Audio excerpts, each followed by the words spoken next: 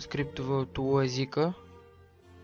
Те са FX групи и още един имаше мисля, но може да ги разгледате в официалния сайт на IDSub.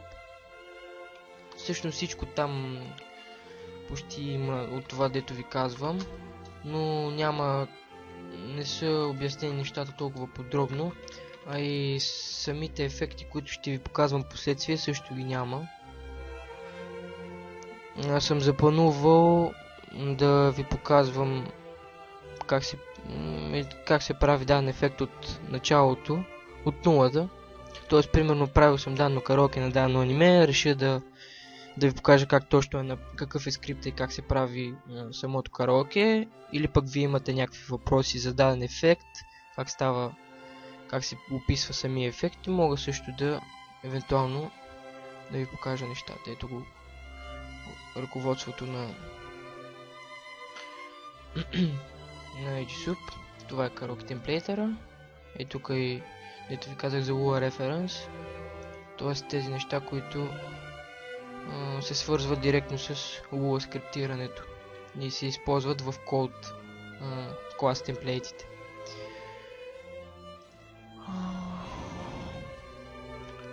Мисля, че това са основните темплейти и модифайери. Доста бегло ги представих, просто защото трябваше да видите как прилагат ефекта, а не нищо друго.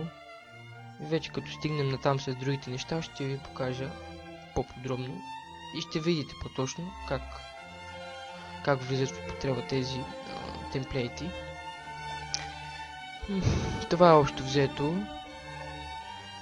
Знаете, ако имате въпроси, случва се нещо да не обясня, нещо да забравя. Ако имате въпроси, пишете в темата в AnimesBG форума и там ще се помъча да ви отговоря, така че да разберете дадена част от урока, която не сте разбрали, или пък имате някакъв друг въпрос, просто ги задавайте там. Това от мен за урок номер 4.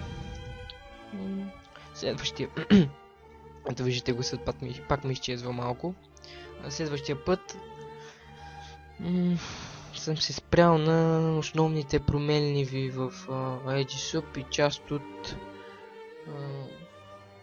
Lua Reference скрипт таговете. Сега ще покажа какво точно ще разглеждаме другия път.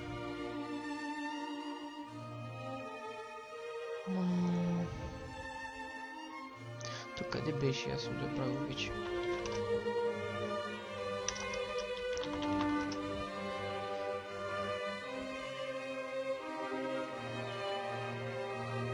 Да. Не, това са основните Lua Reference неща, които се прилагат в караоке темплейтъра. Те тук могат да се изписват и имат определено действие, което виждате, че са доста. Няма да спирам на всички, ще спра примерно на 1-2 да ви покажа как точно ще използват и вече натам можете сами да си ги разглеждате.